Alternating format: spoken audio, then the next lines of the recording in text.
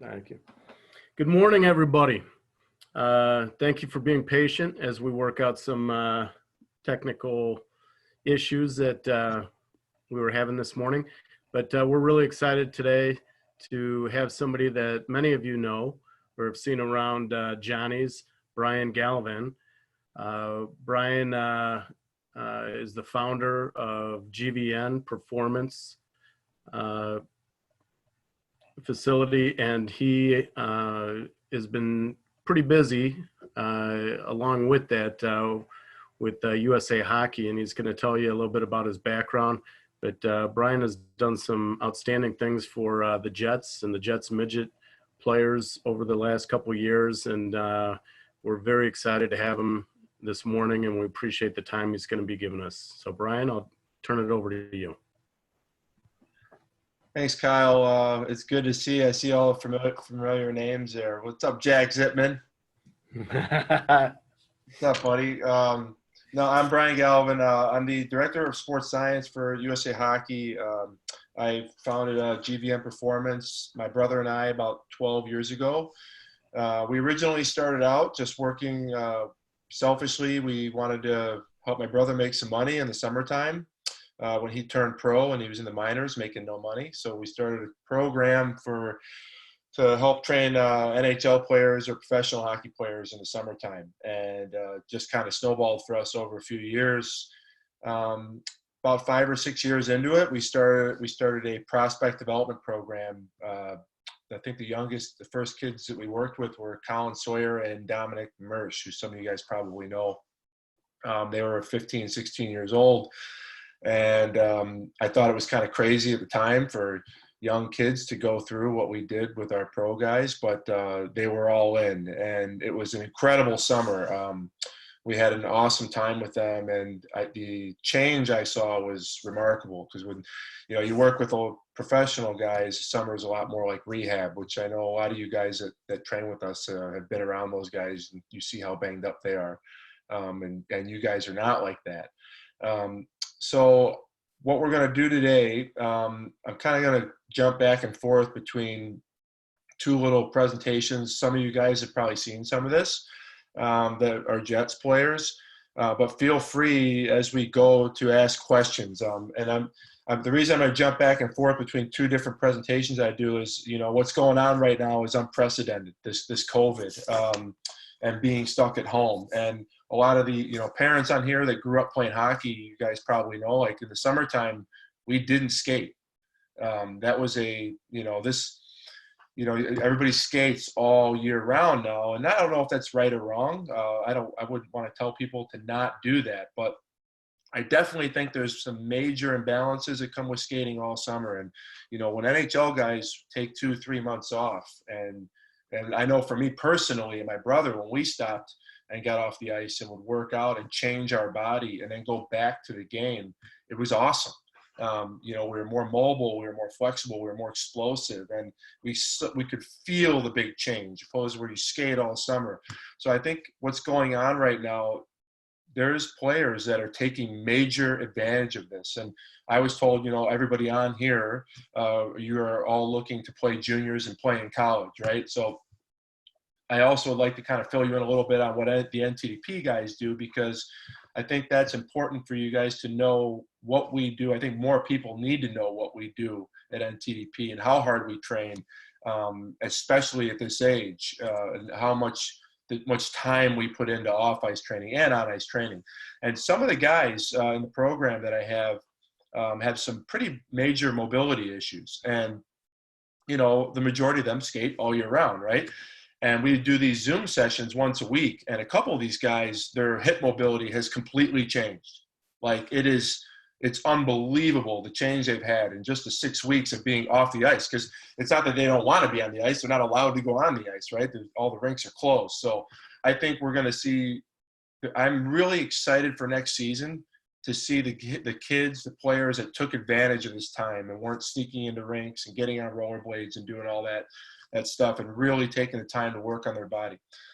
So with that, I am going to share screens here. We'll start with this one. Everybody see that? All right. Some of you guys probably know that guy in the front there, Big Max. He's always running his mouth all summer with us in Chicago. So this is a portion of a presentation I had to do for the 2004 players that were coming in. And for the guys that don't train with us or are looking for somewhere to train in the summertime or in the off season, these are some of the education that I think are important for an off season trainer or a trainer to have. So I thought this slide was important. CSCS, this one right here, the blue one. These are words. This is education that you want your trainers to have. So if you're not from the area or you're in another state, your trainer should have one of these certifications in the summer if you're working for someone to work out with in the summer. I put Moxie on there. They don't need to know Moxie. That's kind of a WAN thing. These are comprehensive off-season training programs. So those of you that are looking to play juniors, the days of, just working out on your own in the summertime are over. My brother and I joke a lot. In the summertime, we would throw rocks at each other and play roller hockey and, go to the park and play football. You can't really do that anymore. You have to train. And if you are not training, you will be behind when you go to junior camp. And that is any league, man. I mean, I've worked with dozens and dozens and dozens of tier 2 players that have played juniors, and they've trained all summer long. And they went to whether it's with a trainer or, in a CrossFit gym, like guys are doing this stuff now. So you kind of, at least a good 6 weeks of hard training if you're going to play juniors. And, that's important because if your goal is to play, college hockey, and you're not a high-end USHL draft pick, or you're not, one of the top teams in the null, you're kind of behind, right? And you're going to have to find ways and do things that other guys won't so you can make it to those leagues. And if you don't make the USHL and you don't make a high-end NA team, that doesn't matter. Like, you can still play college hockey, and you can play really good college hockey, Division III, ACHA, but you got to put the time in. I know Robert Morris, so I know a lot of those kids that worked out there that play at the program in Illinois, or U of I.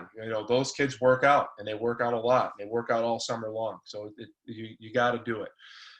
The first part of working out, I usually like to start with recovery, injury prevention. If you're putting a lot of time into training, to skating, then you need to put time in on your own, doing mobility work. The one I like to focus on here, because most of you guys, I would assume, know what a dynamic warm-up is, muscle activation. So what muscle activation is, and back in the 90s, or just before the 90s and earlier, groin injuries were a huge problem in hockey. And that's been figured out. And I think one of the main reasons you don't see that anymore is because of players learning how to do hip activation, whether it's with mini bands. We do a lot of curtsy squatting, where you're crossing your back leg behind the front leg, plie squatting, just getting your muscles going, not just going through dynamic stretches, but getting your muscles fired up, especially for a hockey player, your glutes and your hamstrings. When you do that on a daily basis, especially if you're a goaltender, I can't emphasize that enough, if you're a goaltender, how important this slide is. But when you do warm up properly, you're setting yourself up to not get hurt. I think, this year with the program, I think we had less than 10 soft tissue injuries, and we trained. I just did the math the other day. Because Coach Appert had to do a presentation, but I think the 17s did about 100, close to 150 off-ice workouts, about 200 skates. Both teams were in that range. So that's pretty much training every single day, right? 150 lifts, 150 plus skates every day. And we had almost no soft tissue injuries. What a soft tissue injury is, like when you go out and skate and pull your groin or pull your hamstring. Like, we didn't have any of that.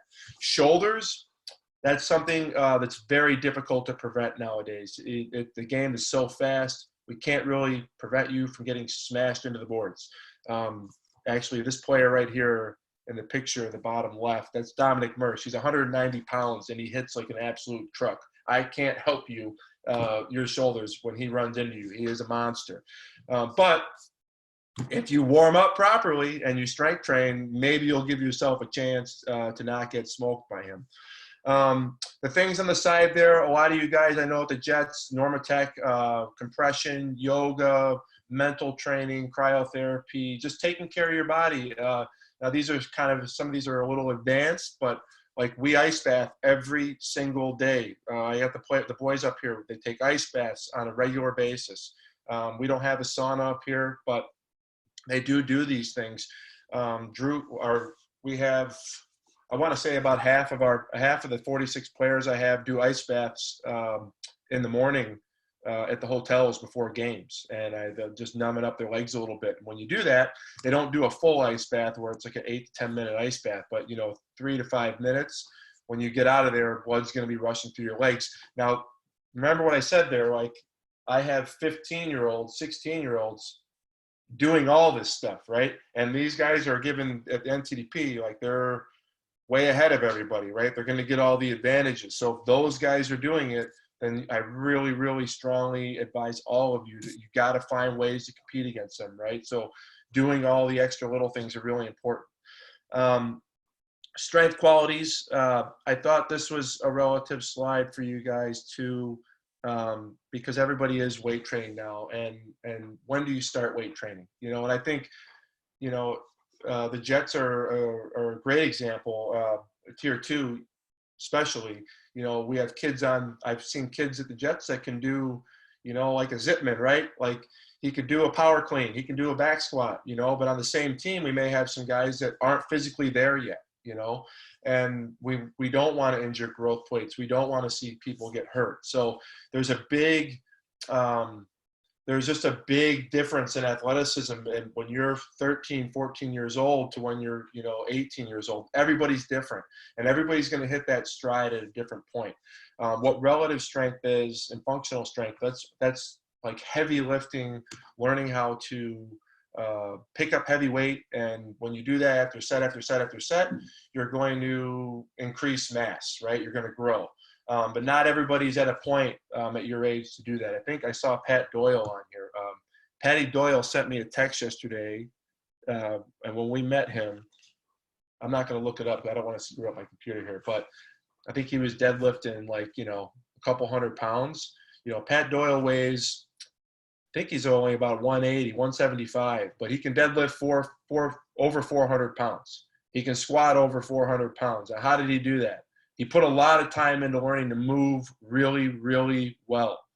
All right. So when I did a presentation a couple weeks ago for USA, I think your priorities as a player, you need to evaluate that. You need to take responsibility for your development. Do I know how to move really well? Right? Is my mobility pretty good? And when it is, that's when you can start to go to your secondary priorities, which would be speed, strength, and power. Right? That's what you got to have the top part first. I wanted to touch on CrossFit because I know a lot of people do it. There's no denying that CrossFit is producing the fittest humans to ever walk the face of this earth. It is an incredible way of training.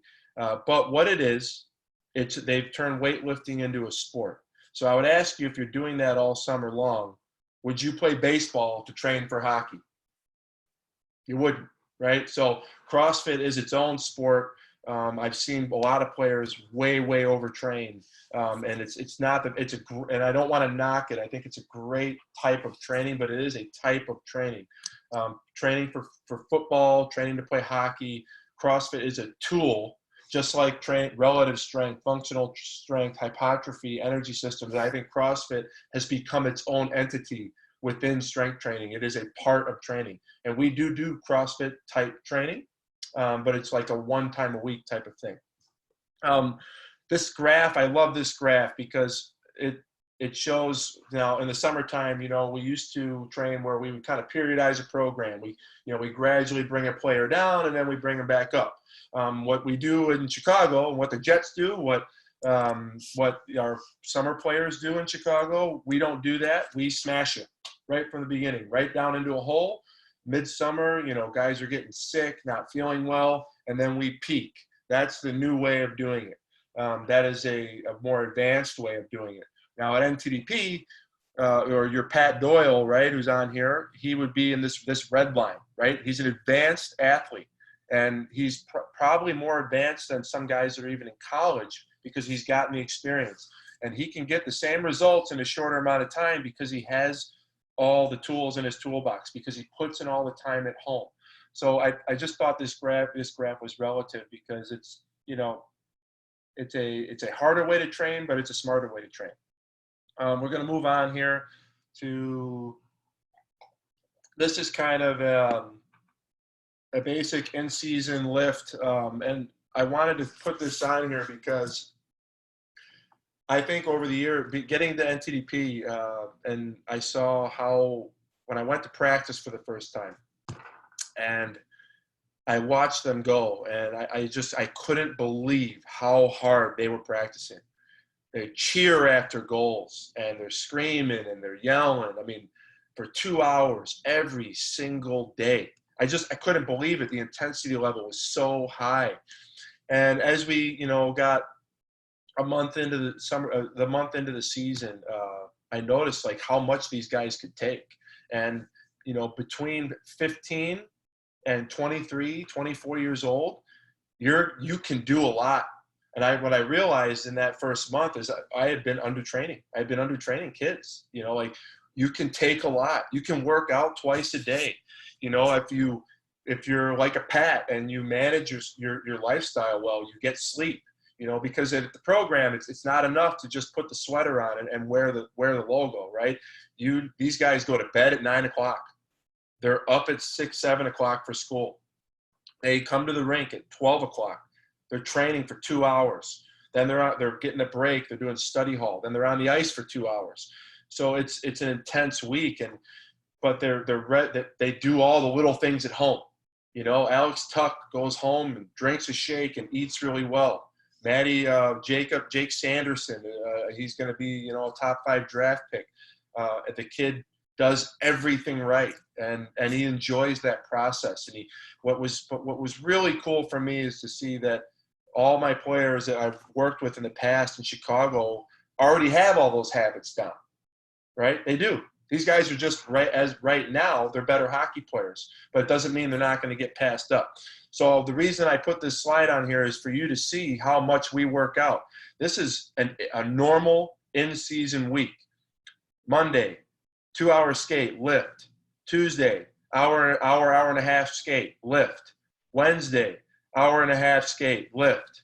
Thursday, 45 minutes to an hour of intense practice, recovery. Another 30, 45-minute intense practice, high intensity practice. And then we do a neural charge workout. And we lifted after BU. We lifted after we lost to North Dakota. We lifted after we lost to Wisconsin. We lose a lot. And we continue to train after those games. So if you look at this, it's 4 lifts, skates every day during the week. Now, when do we recover? Okay, that's the art of coaching, right? That's when coaches say, all right, too much is too much or not enough is enough. Seth Appert, the head coach of the UAT team this year, he comes in the gym every single day. Just like your coaches in Chicago come up and check out what's going on in the gym. Doesn't say a word. Looks around, says, how the boys look? I say, they look like crap. And he goes, okay, good, hit them. And he walks out. And what's so cool with the Jets that we share at NTDP, it's a culture, right? It's a culture of fitness. It's a culture of training hard. And when the coaches and the staff and everyone is bought into that, the results are awesome. And you're able to do and train and work out this way. But I wanted you guys to see that slide. I thought it was important. Another thing I've been getting asked about is wearable technology. And I know you guys are older, so I added this slide to this. And we won't talk about this too much. There is an arms race for wearable technology. I would say a great way to start is with just heart rate monitors. But you will see these sensors, load monitors, being worn from 12 years old all the way up. It's the new way of training. We have found at NTDP this to be a fantastic tool to practice way, way harder. Heart rate is not the measuring stick anymore of how hard a player is working. And I know there's coaches on here, so I did want to touch on this because this is coming your way. This is coming your way at the Tier 2 level, the Tier 1 level, and junior teams. The Chicago Steel do this. There's a lot of Tier 2 teams out there around the country that are starting to do this. We're monitoring load with these, right? We're monitoring how much the players are moving in practice. And when we had – I'm very fortunate to work with two really, really good coaches that are very different, Seth Appert and John Robleski. They're old school. They're all about hard work. And when we first started using these, I noticed, what it was really the information I was getting was these coaches are really, really, really good at what they do. But that being said, what we've been able to do without me going on a tangent on this, we were able to figure out and track all the drills being done in practice, and both teams have completely different ways of practicing or completely different drill sets. So we know which drills are red, green, and yellow, and we've made it very simple. And by doing that, we were able to practice just way, way harder and have way more efficient practices. One of the things we were doing, and I think what was really cool but it was a cultural buy-in. The coaches bought in, we worked together, and we figured out a way of doing it. And this is going to be all over hockey soon in the next couple of years. Every organization is going to have an opportunity to have this technology because it's getting very cheap. But what it allowed us to do was practice super, super hard. It allowed us to train really, really hard at the gym. It gives you a freshness score so you can see how fresh your team is. And from a player standpoint, my players at NTDP, they know how this stuff works now. And it's becoming individualized, where you can buy one of these just like you buy a heart rate monitor and monitor your own load. So it's a pretty cool tool, but just keep an eye out for it because it is coming your way. I am going to switch here. So I'm going to slide onto this one. I wanted to throw out, so let's get into the workouts. So these are workouts we put together for USA Hockey, but and I think if you guys have access to these, so I just wanted to put them up here. But I wanted to show you like the format of one of our workouts. So dynamic warm-up, activation, sprints, strength. Okay, so we typically in hockey, you should be lifting at least 3 days a week. Okay, I'll use Patty as an example. Pat's a guy who had body composition goals.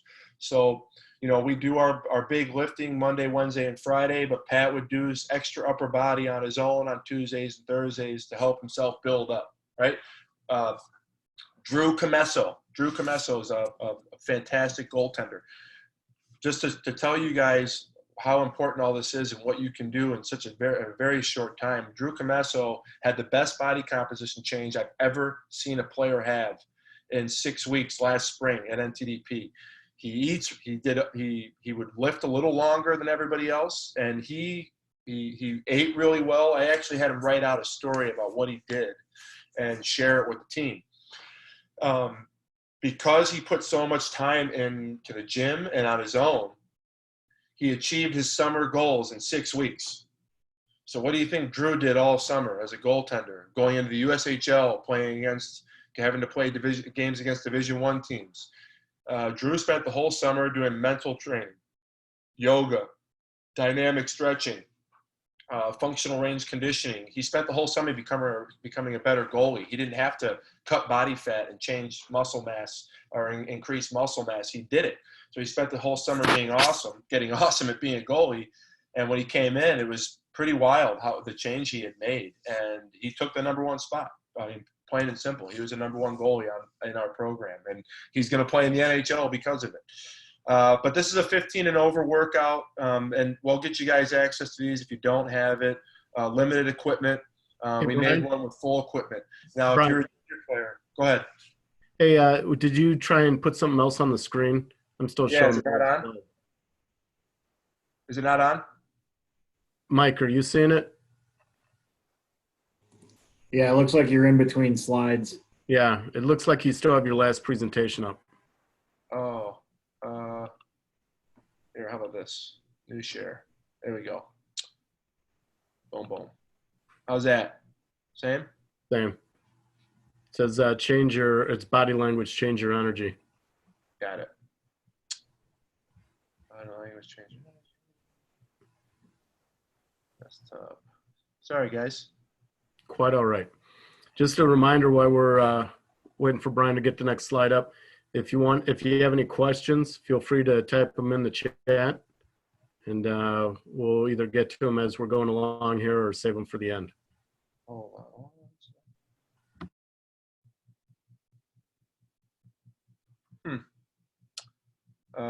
Okay. This didn't work.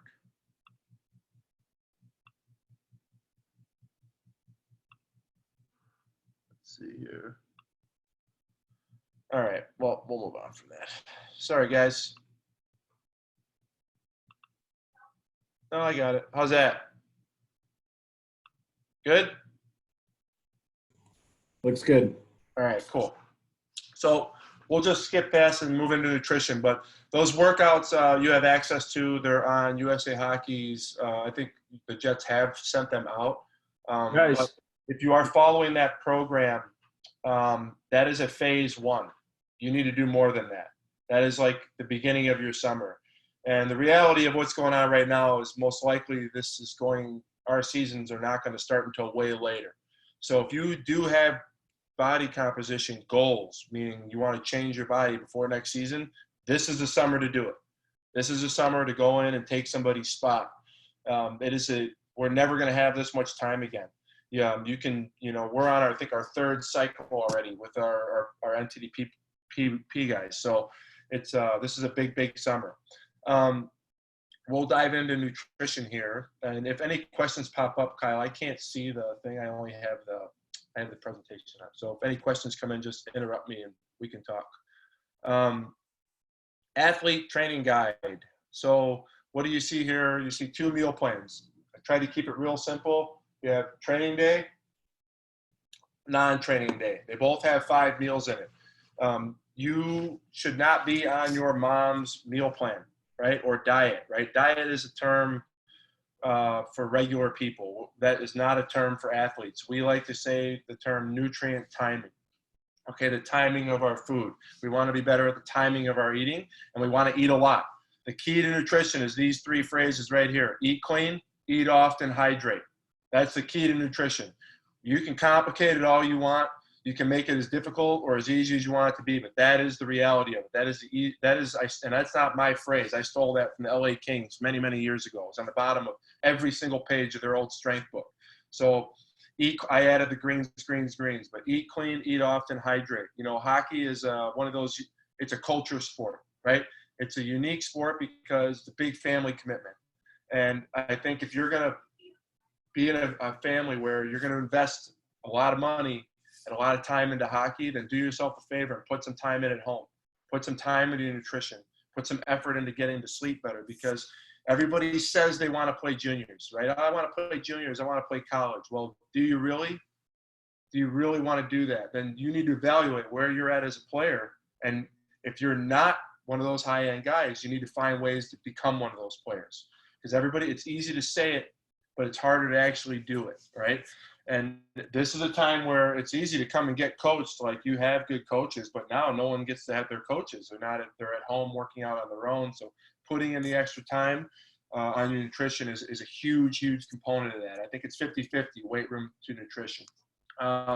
If you're a younger guy and you're not trying to, or if you're trying to cut some body fat, we want to try to stay away from sugar. So I picked BioSteel because it tastes good, and obviously now there's a big connection with USA Hockey. They're one of our major sponsors. So, but there's a lot of good protein products out there.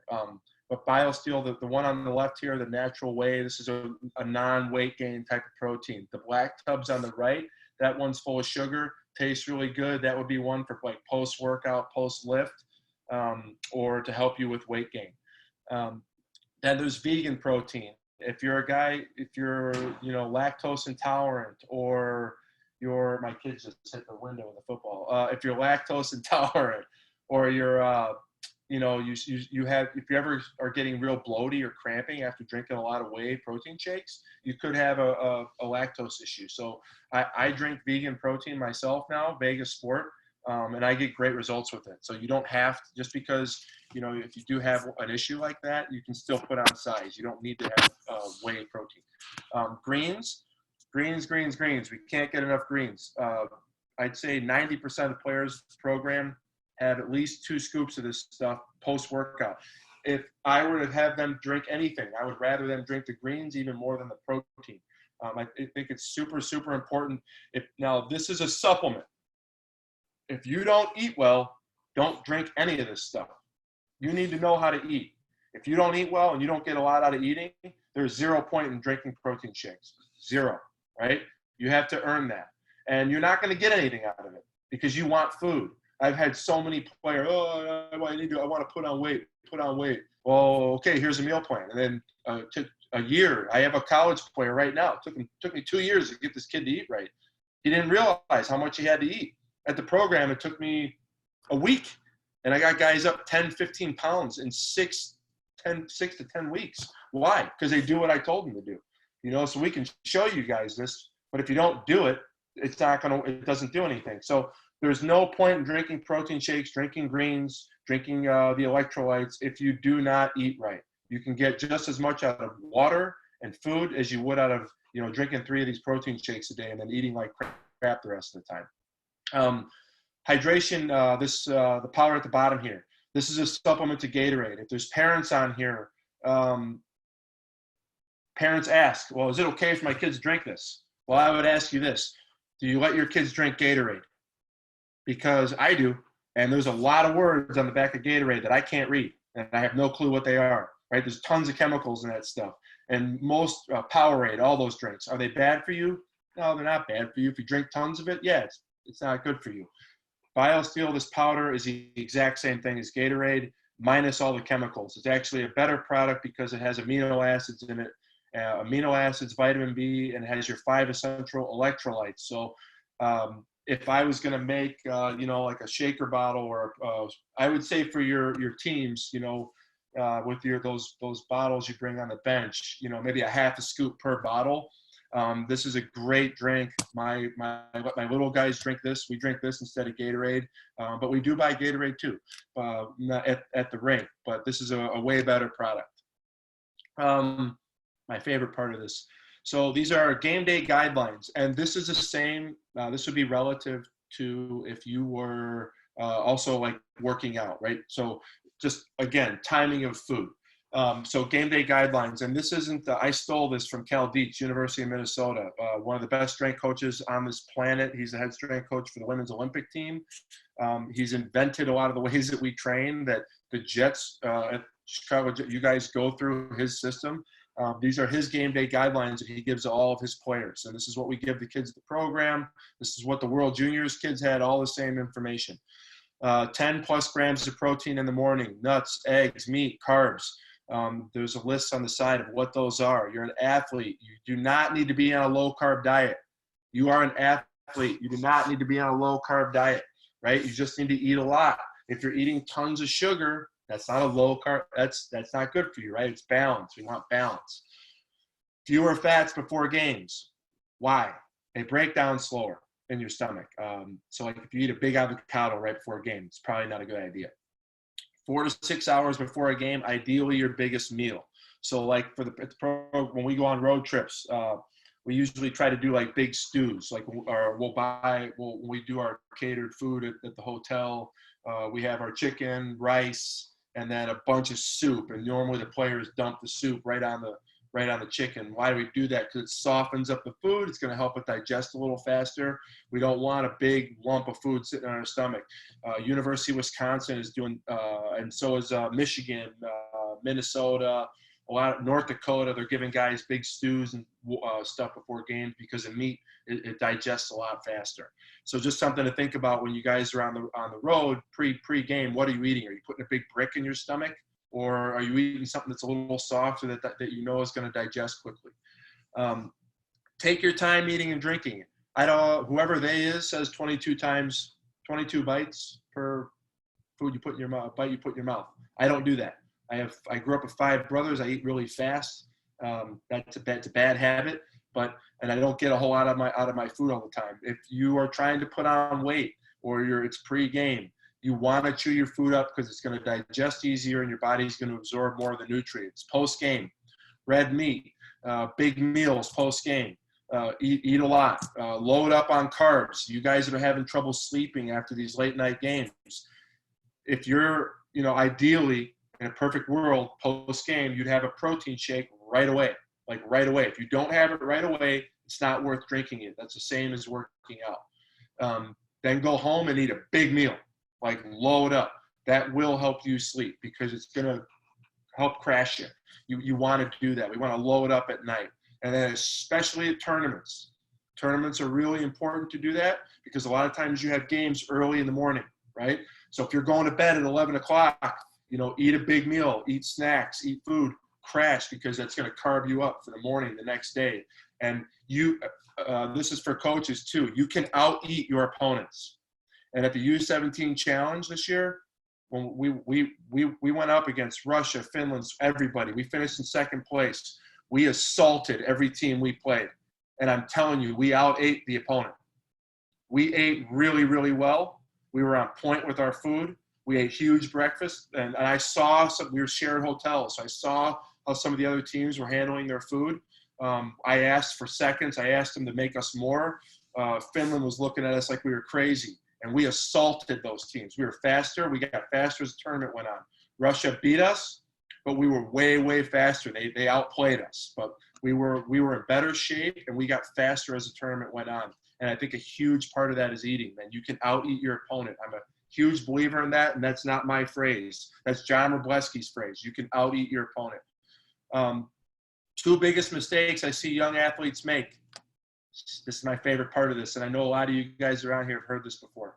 Staying up late, playing video games, scrolling on your phone. Now, this is part of society now, right? The cell phone.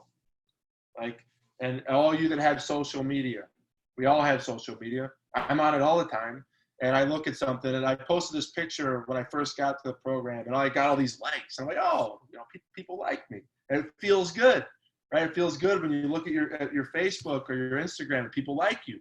And what happens when you do that? And I know you're all doing it because I see you guys on there, right? You look at something and you get that like. Your brain releases a little chemical called dopamine, and it affects your serotonin, okay? And what happens, and this is happening, I'm officially an old man, right? My dad used to be like, well, we were kids. We didn't do that. I'm officially become my father, but we didn't have this when we were kids. It didn't exist. Right? They were new. Their cell phones were this big when we were kids. So we didn't walk around with these all day. Your generation is dealing with this. You're getting unnatural releases of dopamine in your brain all day long. And it is 100% affecting how you feel. It's affecting how you sleep. It's affecting how you handle adversity. Because when you get, and then especially if you're an athlete, and I'm going to touch on this because I'm really sick of people attacking the sports, right? Oh, hockey and mental health. And mental health is a big topic of conversation. And I've helped a lot of players go through retirement, okay? And I can tell you, I've seen good and I've seen a lot of bad. And the players that have a really good time going through retirement, and this is the same for college players because everybody just talks about the pros. No one talks about college players. You guys, if you play juniors, you're an outlier. You're going to have 10,000 hours in. And one day hockey's going to be over. It's going to be sad. It's going to be hard to deal with. And everybody has to go through that. But before we attack the sport and we attack the game and everything that's wrong with it, take a look at your lifestyle when you stop. Do you keep exercising? Do you keep eating well? Do you stay on your routine? Are you playing Fortnite all night and video games and frying your brain? Right? Because everybody does it. I do it. I'm on here too. But I think there's balance. It all comes back to having balance. And when hockey, and that's what training is all about. That's what nutrition is all about. It's learning to have the lifestyle habits you need, the nutritional habits you need. So when sports are done, and this is stuff forget being a professional hockey player. This is stuff for after hockey. My goal at NTDP, I have 2 goals. One is to win gold medals. That's what I want to do. The other is to help give these kids the tools that they need so when hockey's over, they have a healthy, long life, right? And I think there's too much emphasis right now being attacking the sport and attacking the game and things that are wrong with it. I think we should focus more on our lifestyle, our habits. And if you, and I'm not taking away from that, there's definitely some major things going on in hockey with concussions and mental health. But let's look at your lifestyle first. Let's make sure we have good habits, good nutrition, good sleep. And if you're still having problems, then we can start to look at those things. Because I've seen guys come back from concussions and come back from that stuff, and they have to get away from this. This fries your brain, and we all do it. I'll get off on my tangent now. At the bottom here, there's a little sentence. This is strictly a guide. This is not a prescribed meal plan. So don't go home and tell your parents I told you you have to eat this way. This is just recommendations. I'm not a nutritionist.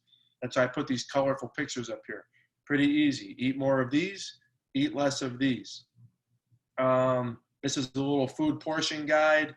Pretty simple stuff here, but that's what we want a balanced plate to look like. I know all of you guys have seen this slide before. This is my favorite slide. If we were to throw all this stuff out the window and you listen to nothing I said today, listen to this. We have water loss and performance in the same sentence. This is a P chart. If your P is in the target here, you're good. If it's in the middle, you're either taking a lot of vitamins, like Pat Doyle does, or you're dehydrated. If you're right here, severe dehydration, you need to tell mom and dad you need to go to the hospital. You're in a bad, bad place. I think a lot of you guys have seen this, and that's pretty much it. But I think, again, with the lifestyle habits, we can go, I'll stop the share.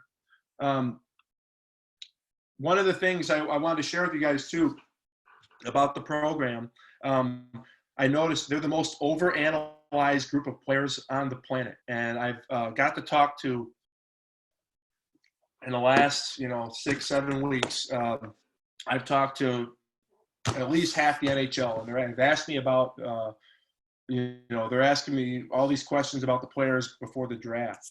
And I'll tell you this, not one question was like, here, we'll use Jake Sanderson as an example, because everybody probably knows who he is. No one asked if he can jump higher. No one asked his body fat, how strong he is. They want to know, how did he handle adversity in the weight room? I don't even know what that means, right? They watch how these guys go over and back over the boards. They watch everything. Somebody asked me about one of our players and said, he looks like he kind of walks around. He's got bad his shoulders. He's internally rolled. We're all like this, right? He's fine. But they ask every little question about posture, right? Some of the guys, we just finished a workout, and he had an interview with an NHL team. Yeah, he went in like this. He was tired, right? But they're overanalyzing you. And this is a big thing in hockey. If you're a player and you're trying to make a team, if you go into Tony Granato's office like this, that's the end of that interview, right? If you go into a junior team with Hardy, right, the Steel, and you're sitting in a chair like this, you're not going to make that team. They're not just looking at how good you are as a player. They're looking at what they want men. They want guys they're not going to have to worry about, guys they know that are going to train hard. So body posture, body language, how you interact with someone. Are you confident in shaking hands?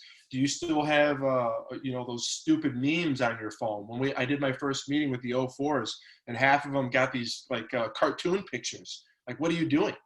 Right? What are you doing? Your cartoon picture? What if when the Toronto Maple Leafs call you, they're going to see your little cartoon picture and you got ponytails? Like, you don't want to give them anything at all to think about.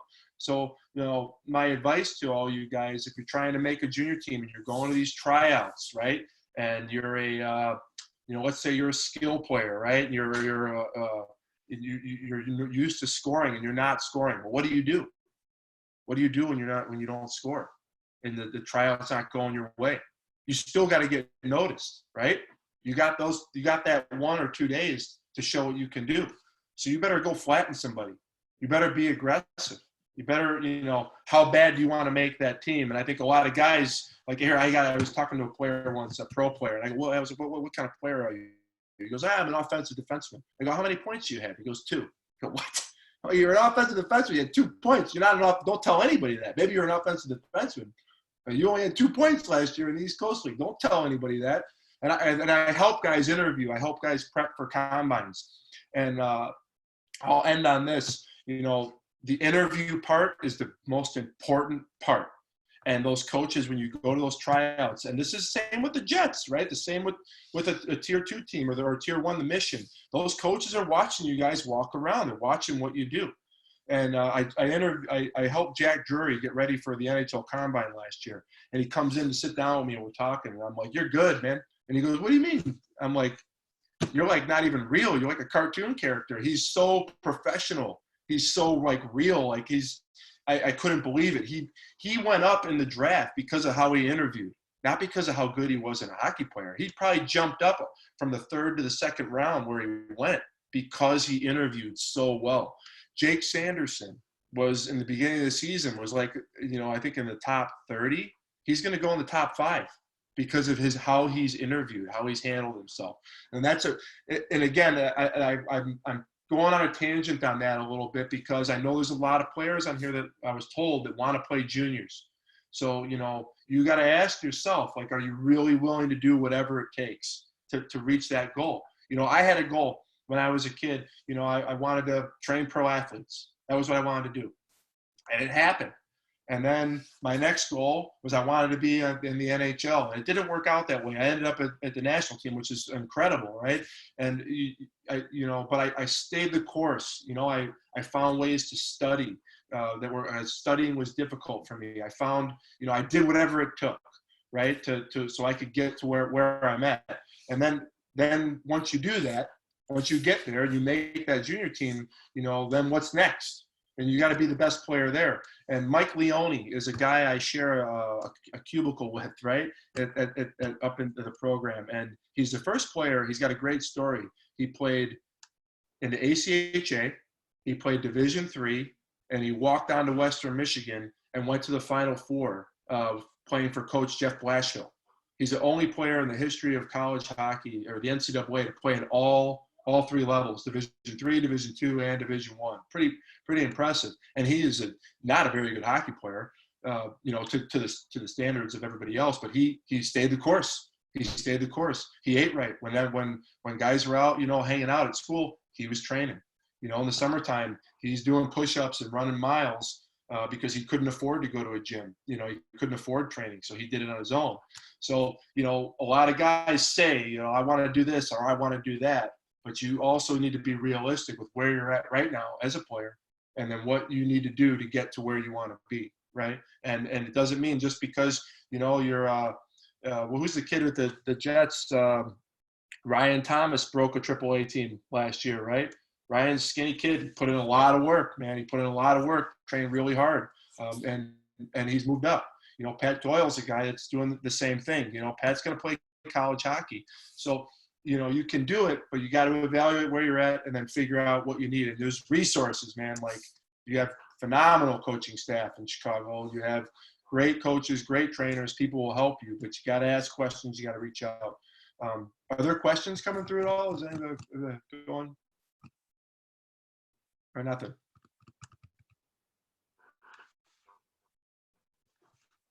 I think you're muted, Kyle. Want me to unmute you? There we go. Normally people wait towards the end once we start rolling a little bit. Yeah, but that's pretty much all I got. If you guys have questions, man, I'm all ears. So I think some of the questions or some of the people were gonna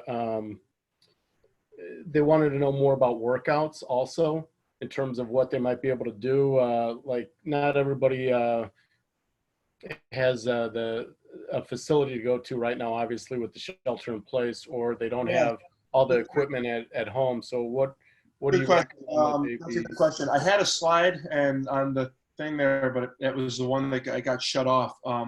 We're doing a lot of online programming right now. So if you're a high school level player, you should be training with somebody online. That's my personal opinion.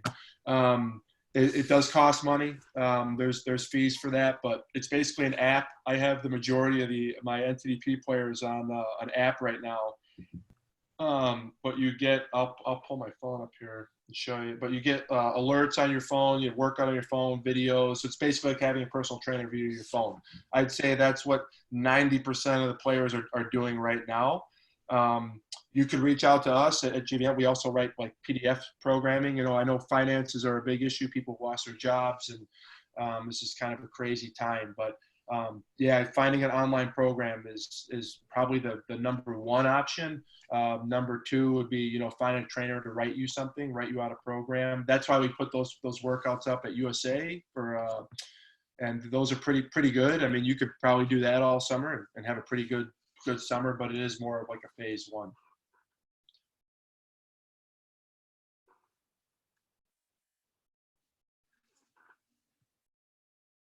I lost it. With the ranks in schools, exit full screen. I can't chat. Here we go. Do you think the running outside is occasionally a good idea for conditioning? No. I got a question here from Lazat. Alexander, how's it going? No, running outside is great. You know, I think if you got the right shoes, you know, I get shin splints pretty easy, so I don't like to do it. But yeah, I have a lot of my players doing just like 2-mile runs. It's good for the brain. I wouldn't say that if it was like this was June and we knew we were going to play in September. I'd say probably limit that. But right, you know, biking, running, that's all good. Just I would, you know, caution you on how your hips and ankles are feeling. You know, be progressive. If you haven't done it and you go run 2 miles, you're not gonna feel great. Another question here: with the rinks and schools closed, stamina might take a while to return for players. Is there a quick fix you'd recommend? Yeah, I don't think the rinks being closed has anything to do with the conditioning. I mean, obviously skating, right? And nothing is going to ever overly prepare you for that. But run hills, bike, do conditioning, go through a program, and you'll be good to go. I think, you know, conditioning is extremely important in the sport right now. And how fast it is, but the right kind, like speed conditioning, doing sprints. But, you know, nothing's going to ever fully prepare you for skating. I know a lot of my pro guys are rollerblading right now. So you could do that. I would just caution how much you rollerblade.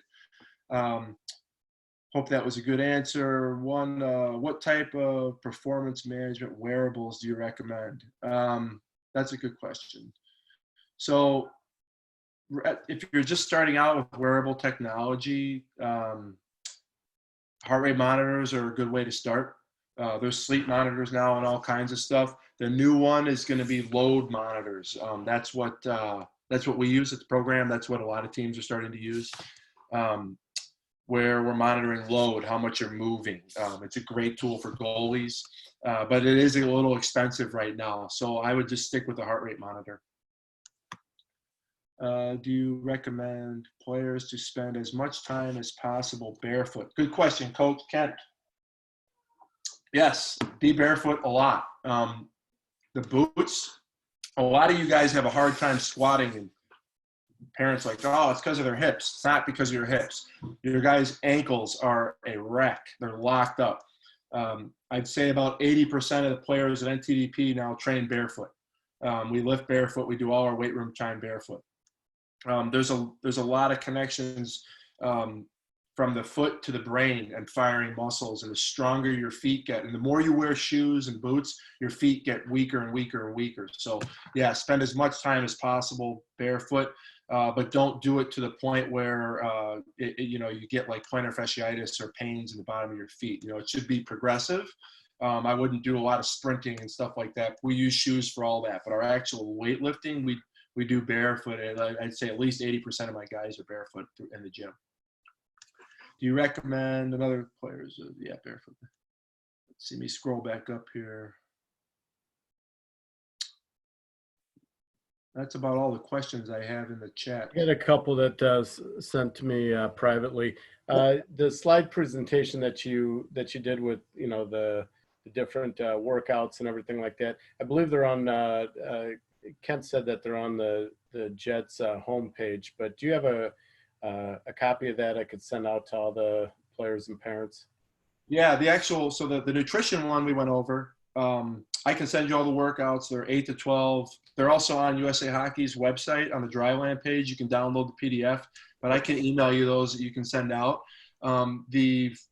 All the other slides, you guys all have those. I could send you that too, though. All the nutrition stuff. That's the Jets team family packet that we reviewed. I just changed the first page on it because I use the exact same information with NTDP. Okay. Yeah, if you could send me that, I'll just make sure everybody gets it. Also, question, if you were looking to go out there and purchase some equipment, what do you feel is some of the for midget age players, if they're going to be starting to do some workouts at home, what do you recommend? The majority of the players, so to keep it cheap, power blocks are great. They're dumbbells that can change from 5. You can be up as heavy. They're a little expensive the heavier you make them, but those are great because they're interchangeable and they don't take up a lot of space. So power blocks or just some dumbbells from like 5 to 50 would be ideal. If you're going to buy anything outside of that, a hex bar would be the next tool. And you can get those on performbetter.com for like $120. I think the shipping is probably about as expensive as the bar, but there's a lot of that stuff is for sale. And just a barbell for doing like landmine exercises. That would be all the weights you really need. The majority of the players that I'm training on our app right now, and Juan and all of us are training, most of them have a hex bar, some dumbbells, and a barbell with some plates that they can interchange. That's pretty much it. If you have access to pull-ups and bands, that's awesome. But for space, that would be, those are probably the number one things I recommend. I have guys that have done backpacks. We're filling up backpacks with weight, we're using our cars for sleds. So just trying to be creative. But it's some of that stuff is a little hard. There's also, if you want to get real into it, you have the space. You can get on, I think, Rogue, you can get really cheap squat stands for $200 if you wanted like an actual rack.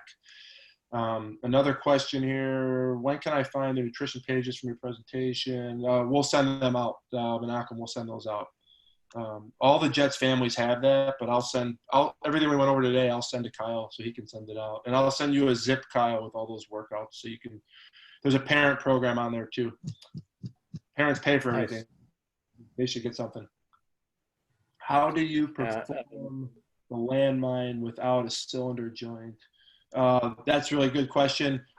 I prop it up right against the corner of a wall where the wall and floor meet. That's where I slam the back of the hex bar. Or if you're out like by a street, a curb, just something to put into. If you put that into drywall, you're going to put a hole in the drywall though. So maybe putting a little piece of plywood or a little 2x4 right behind it. Just watch that it doesn't slip because it's all the weights on one end. But yeah, you got to prop it up against something. If you have weights or dumbbells, sometimes people will put them against the dumbbells. It just depending on how much weight's distributed to the side you're loading, what you're propped up against may move a little bit. But I know at the gym at Johnny's a lot, we'll put 2 plates on the ground and not just use those landmine holders. We'll put 2 plates on the ground and just put the bar right in the middle. So, but if you're squatting, it may tend to slide a little bit. Do you like kettlebells? Yeah. Do you like kettlebells? Kettlebells are great. They're a great tool. But if you're prioritizing and you don't have a lot of money and you're trying to build out like dumbbells can do the same thing. We don't do a lot of kettlebell swings, but yeah, kettlebells are a great tool. We have a lot of them. They're good for deadlifting, for shoulder stability exercises. But if you're on a budget and you're trying to keep it tight, everything you can do with a dumbbell, that you need a dumbbell for or a kettlebell for, you can pretty much do with the dumbbell. But if you have access and the finances to get extra stuff, kettlebells are fantastic. Do you like boxing workouts for hockey players, jump rope, speed bag, body bags? Oh, this is a great question. So boxing, I used to do a ton of boxing with my hockey players in the summertime, especially my pro guys. The gym that we got to redesign at NTDP, we have a whole boxing area. I think boxing is a fantastic cross-training sport. I would highly recommend if there's parents on here with younger kids, put them in wrestling. That is the best off ice you could possibly do. I put both my boys in wrestling this year. It was $150 for the whole season. They got to do it twice a week, 3 times a week. Sometimes they did a couple tournaments. It is a fantastic sport. And You know, I think one of the big topics right now is physical literacy, kids losing physical literacy from not exercising enough or just playing hockey or just playing baseball. I think wrestling and boxing, combat type sports, they give you all those dynamics that are being lost from lack of play, right? Like when Kent and Kyle were kids, they used to go roll around and beat each other up, right? And play in the park. And it is kind of getting lost, you know. But I'm telling you, my son, my older boy Jackson, did wrestling this year, and he's not doesn't have the personality for it really. But what it did for his hockey was from a mental standpoint was awesome. I mean, he went in with no fear this year. He was the hardest working player on the team, and he was very hard to knock down. And he does not have the height, so he's a smaller kid, but he never got knocked around. And I 100% attribute that to boxing and wrestling. If you're in Chicago, once they reopen, Gregory Boxing is a fantastic, I'd say a little more white collar boxing facility. It's in Des Plaines. We would drive there, and they have kids programs from 6 years old all the way up to adults. They are fantastic. Gregory Boxing. It's a phenomenal facility. Somebody asked about the app that we use. Yeah, we use True Coach. That is an app. We're very lucky. We're going to have our own app in the next probably 2 months, where we'll have an add-on with our app to be able to use wearable technology, which is pretty cool. We'll be the first company, GVN, will be the first company to have access to this app with a load sensor for a very, very reasonable price, which is pretty cool. That's probably not going to be until midsummer. Yeah, True Coach is the app. Okay, so training. If you look up on YouTube, you can watch a tutorial about True Coach. They have a pretty good one online that kind of shows you what online training is all about.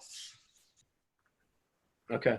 Hey, so to kind of sum it up, because we have you mentioned Jets workouts and things like that, but we have more than half the people that are in the program right now at the midget level that are outside the program, that are just coming in trying to get additional workouts and what have you, or are new. So bottom line, and some of them haven't had the off-ice training that the Jets players have had over the last year or two. So again, just to kind of dumb it down or to make it basic, if you're like we have 40 U15s coming in, let's say, what would you recommend? They get on, find out one of those USA Hockey workouts that you had and just basically start from the beginning phase. And then if it seems a little too easy, move it to the second phase, or how would you, let's try and give them a plan here for the next 6 weeks, let's say.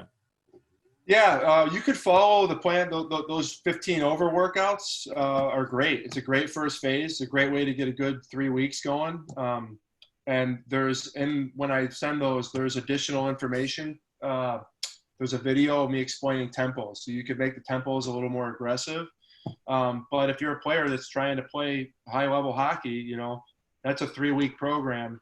You could reach out to us, and we could write a program out for you, or get online and get an online coach for sure. But that program is good enough for sure that you could follow that all summer, and you're going to be in better shape than most. The problem we're having is that the season's probably not going to start in September. That's the reality of it. So if you have goals, let's achieve them. Let's get bigger, let's get stronger, let's get faster, because you're going to have a lot of months to prepare. And I saw firsthand, like, we built our schedule with our U18 team this year to not have any games in October or September. We didn't start playing games until mid-October. We trained all the way up till mid-October, heavy and hard. And this is a year you get to do the same thing. So as far as a plan for right now, those workouts to start are great. But after about 3 weeks, if you're advanced, the biggest thing I would do, if you don't have the finances to get online as an online coach, or get or if you whatever, reach out to somebody and get a program put together for you, is just to make the tempos more aggressive. Start adding in more isometrics, start increasing your weight as the weeks go on, the best that you can. Is that a good answer? I think. Sounds great. Well, Brian, thank you very much for your time this morning. I don't see any other questions, but if you do come up with some questions, I can pass along Brian's contact information to you. I will be getting out all the information that he discussed today to everybody. I'll send you the files. Mike, you got anything you want to add? I'll just comment on some of the kids that really invested last off season into working out, just to see their improvement, not only how they carry themselves off the ice. You can see a noticeable difference on you know, their neck and their chest and their legs and everything else, and all the work that they did. But immediately when they first started the season, they were night and day better than when they left the season before. So this is a huge opportunity to have a lot of gain off the ice, especially because we can't get on the ice. But even if we could, if you really dedicated yourself to eating the right way, doing all the things off the ice to get stronger, to get more agile, to get more speed and things like that, you will see such a huge difference when you get back out on the ice that if you're not doing it, you're really missing out, right? And the kids that really do dedicate themselves to do it, they're the ones that are going to end up passing you by if you're the ones that are already leading the pack now. So you really got to, if you want to do this, like Brian said, you got to put in the work. And when you do, you see the results. And that's the cherry on top of all the sweat that you have to do and the hard work that it takes. Well said.